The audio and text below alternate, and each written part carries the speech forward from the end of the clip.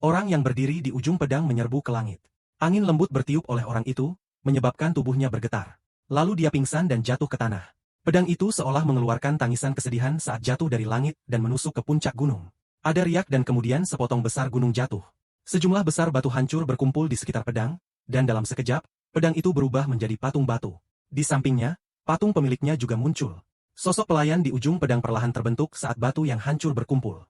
Patung batu ini terlihat sangat kasar, tetapi seiring berjalannya waktu, itu menjadi lebih dan lebih berbeda, seolah-olah itu mendapatkan roh. Segel dari patung batu telah menguasai pikiran Wang Lin. Segel itu memancarkan cahaya yang kuat di matanya. Seolah-olah patung itu mulai hidup dan mata batu sudah mulai menunjukkan kecerdasan. Generasi masa depan dengan garis keturunanku, lepaskan pembatasan dan biarkan aku bangun. Jika kamu tidak memiliki kekuatan yang cukup, maka ingat ini untuk generasi masa depan. Saat kalimat itu muncul, jejak yang memenuhi pikiran Wang Lin ingin berakar ke Wang Lin. Untungnya rasa sakit yang intens dari tubuh Wang Lin merangsang pikirannya dan mengejutkannya. Dia segera mundur beberapa langkah dan menutup matanya untuk sadar. Pada saat yang sama kekuatan yang membakar tubuhnya memenuhi seluruh tubuhnya dan membekas di benaknya. Saat dia sadar, Wang Lin membuka matanya, dan itu dipenuhi dengan kejutan. Dia mengambil napas dalam dan mundur beberapa langkah lagi. Patung batu ini terlalu aneh, tetapi berkat kultivasi selama 1000 tahun, dia bisa menebak. Segel dari patung itu jelas merupakan mantra surgawi, dan itu semacam warisan. Namun apa yang diwariskannya bukanlah kekuatan, tetapi jejak Buddha yang berlangsung selama beberapa generasi. Namun, tidak ada mantra di dunia yang bisa lolos dari perjalanan waktu. Mantra surgawi ini mungkin sangat kuat sebelumnya, tetapi seiring berjalannya waktu, itu menjadi semakin lemah. Meski begitu, jika tubuh Wang Lin tidak terbakar, akan sulit baginya untuk sadar sepenuhnya. Namun yang membingungkan Wang Lin adalah runtuhnya jejak itu bukan karena kekuatan pembakaran. Meskipun kekuatan pembakaran membantu mendorongnya untuk runtuh, sumber kehancuran adalah jejak itu sendiri. Li Yuan menatap patung batu itu dan dengan lembut berkata, "Apakah kamu merasakannya? Saudara sudah pasti yakin, jejak itu tidak akan memperbudakmu dan akan menghilang. Karena itu sudah tertanam pada seseorang. Leluhurku datang ke sini sejak lama dan mematahkan batasan untuk tiba di puncak gunung. Sejak saat itu, mereka menjadi budak surgawi ini. Generasi keturunan leluhurku berikutnya juga memiliki jejak budak." Li Yuan memandangi patung itu. Seolah-olah dia bergumam tetapi juga berbicara dengan Wang Lin pada saat yang sama. Li Yuan dengan lembut berkata, "Patung surgawi tidak bisa dipatahkan." Dia mengangkat tangan kanannya dan menekan patung itu. Energi celestial di tubuhnya melonjak dan banyak retakan muncul di patung itu. Retakan memanjat seluruh patung seperti kelabang. Dalam sekejap, patung batu itu hancur. Namun saat itu runtuh, potongan-potongan yang hancur itu mereformasi sekali lagi dan itu kembali normal dalam sekejap. "Saudara Su, kamu lihat." Li Yuan berbalik dan menatap Wang Lin. Ekspresi Wang Lin serius saat dia mengangguk. Li Yuan menghela nafas pahit dan perlahan berkata, "Dahulu kala, keluarga Liku terkenal di sistem bintang Al-Hiven sebagai salah satu dari 6 keluarga budidaya kuno. Keluarga melatih dao pembatasan. Setiap generasi, ada orang-orang yang menerobos langkah kultivasi pertama ke langkah kedua. Keluarga Li saat itu berada di puncak. Namun setelah leluhur keluargaku memasuki tempat ini, tidak ada seorang pun di generasi mendatang yang mampu menembus langkah pertama kultivasi. Puncak tahap akhir Ascenden adalah batasnya. Seolah-olah potensi anggota keluarga perlahan-lahan tersedot saat lahir. Selain itu, bahkan rentang hidup kita perlahan menghilang. Di dunia kultivasi yang sama, masa hidup anggota keluargaku hanya 30% dari yang lain. Semua ini karena jejak Buddha." Li Yuan berbalik dan menatap patung dengan kebencian dahsyat di matanya. Kebencian segera digantikan oleh melankolis, dan wajah Li Yuan mulai berjuang. Mata Wang Lin tenang. Dia berdiri di samping dan merenung dalam diam. Tak lama setelah itu, sepertinya tubuh Li Yuan telah berdiri di bawah hujan, karena pakaiannya benar-benar basah oleh keringat. Tangannya membentuk segel dan dia menempatkannya di antara alisnya. Setiap branding dibentuk oleh batasan yang tak terhitung jumlahnya, dan saat itu tercetak di antara alisnya, matanya perlahan memperoleh kembali kejelasan.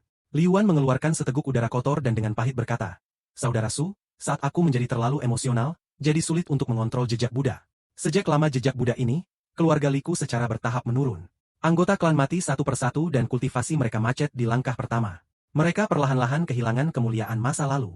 Sampai puluhan ribu tahun yang lalu, keluarga Liku memiliki kejeniusan yang tak tertandingi. Dia memiliki bakat yang jauh lebih besar dari semua leluhur. Dia memiliki pemahaman yang mengerikan tentang pembatasan. Jika sebelum keluarga Liku dicap dengan jejak budak, dia akan menjadi orang terkuat di keluarga Liku. Meskipun kultivasi leluhur ini terjebak pada puncak tahap akhir Ascenden, kendali atas pembatasan membuatnya sehingga bahkan kultivator langkah kedua tidak akan memprovokasi dia. Untuk mematahkan jejak budak pada keluarga Liku, ia menggunakan umur yang terbatas dan meninggalkan sistem bintang Al-Hiven. Dia melakukan perjalanan untuk mengunjungi para ahli tentang pembatasan dengan harapan menemukan metode untuk memecahkan jejak. Di sistem bintang aliansi, dia memperdagangkan batasannya untuk gulungan dari seorang kultivator yang kuat. Dalam sistem bintang awan debu di bawah alam surgawi angin, ia menukar tabungan keluarga dengan kompas. Sebelum masa hidupnya hampir berakhir, dia kembali ke sistem bintang Alhiven dan kembali ke keluarga Li. Setengah dari anggota keluarga Li yang tersisa secara sukarela menyerahkan hidup mereka dan menggunakan jiwa mereka untuk meniru jiwa celestial, untuk memperbaiki pedang besi. Dia menggunakan pedang besi untuk mengumpulkan jiwa-jiwa, lalu memadatkan mereka dengan kompas, dan akhirnya menyegelnya dengan gulungan itu. Saat umur leluhur itu hampir berakhir, alam surgawi guntur dibuka. Dia mengambil 3 harta bersama dengan semua harapan keluarga Liku ke alam surgawi guntur. Sayangnya, tidak ada lagi berita dari leluhur. Sejak saat itu, keluarga Liku putus asa dan semakin menurun. Anggota keluarga meninggal satu persatu. Jejak budak seperti kutukan yang siklus reinkarnasi terakhir setelah siklus reinkarnasi, dan keluarga Liku tidak pernah bisa melarikan diri. Sampai hari ini, termasuk aku, keluarga Liku hanya memiliki 3 orang. Suara Li Wan dipenuhi dengan kesedihan. Dia berbalik dan dengan murung berkata, tidak sampai 1000 tahun yang lalu ayahku melihat pedang besi secara kebetulan di planet terpencil. Jika hanya itu tidak akan banyak. Lagi pula itu sudah terlalu lama, dan kami tidak punya cara untuk menilai apakah itu adalah milik leluhur kami.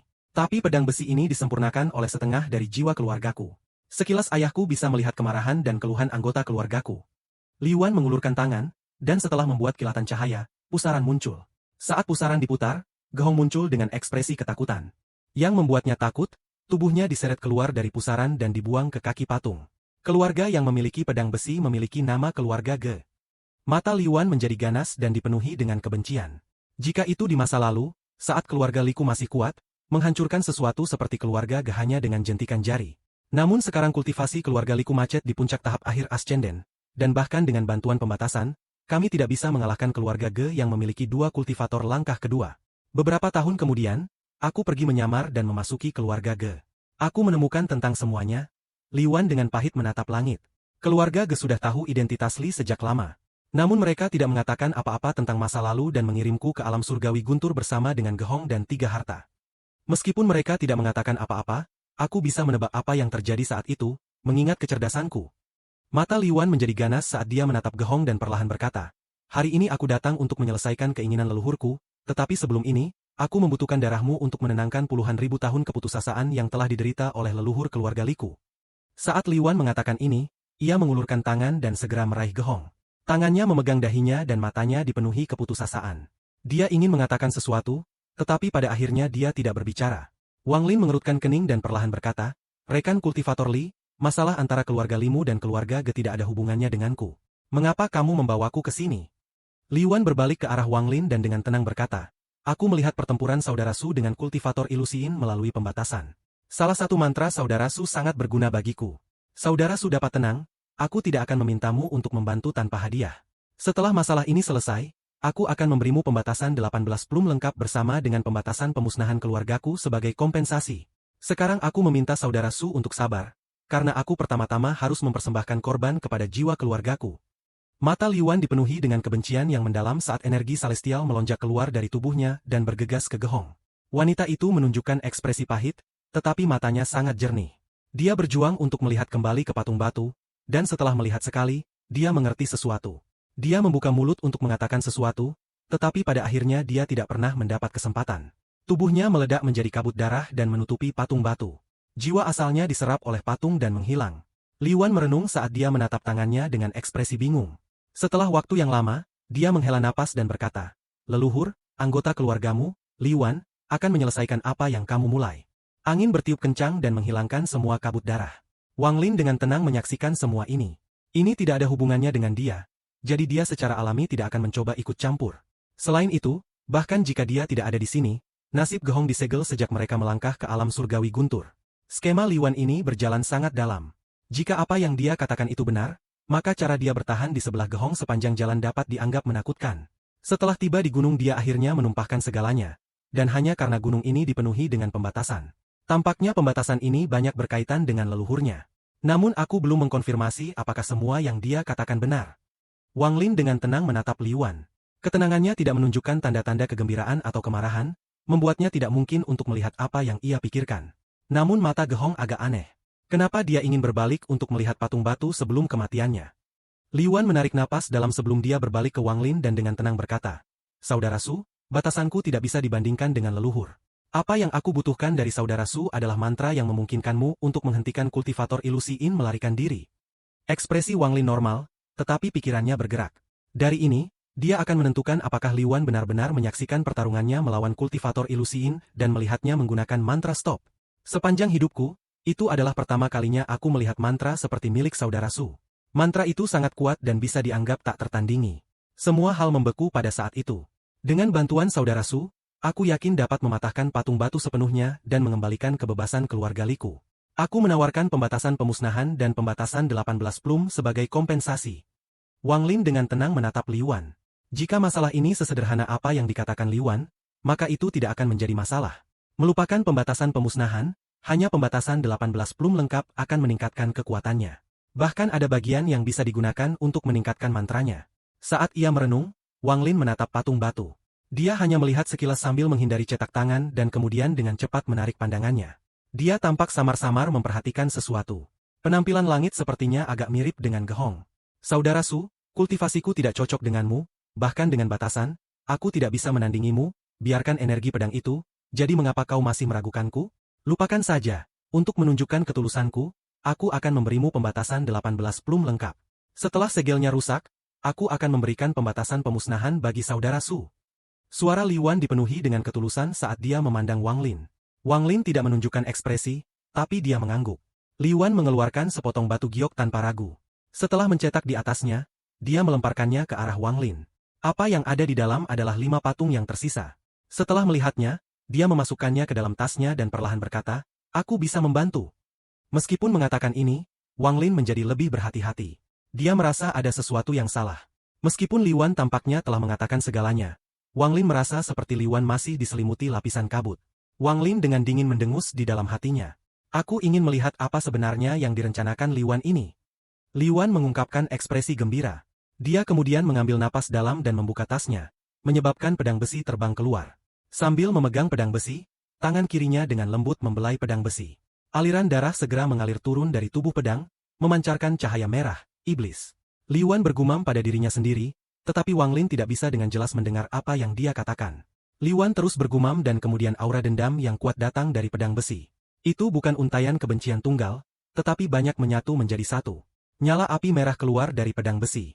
Di dalam nyala api merah, helai kebencian berubah menjadi berbagai wajah manusia yang terus berubah. Ada branding serupa di antara alis setiap wajah. Saat wajah berubah, adegan ini mulai terlihat sangat aneh. Tepat pada saat ini, Liwan menggigit ujung lidahnya dan meludahkan darah ke api merah. Api merah menyerap darah dan tiba-tiba membesar. Ratapan hantu mulai datang dari dalam api merah, dan itu mengelilingi daerah itu. Ekspresi Liwan menyala oleh api merah ini, dan itu menimbulkan perasaan sengit. Dia menyentuh tasnya dan kompas terbang keluar. Saat kompas muncul, Liwan melemparkannya ke api merah. Saat kompas dilemparkan ke dalam api, penunjuknya mulai berputar dengan cepat. Setiap belokan menyebabkan riak menyebar di dalam api dan menyebar keluar. Ini memungkinkan api menyebar dengan cepat. Dalam sekejap mata, api dari pedang besi menjadi puluhan kaki. Api berkedip dengan cepat dan kemudian kompas di dalamnya hancur. Saat kompas hancur, api menjadi lebih intens. Setelah itu, pedang besi runtuh.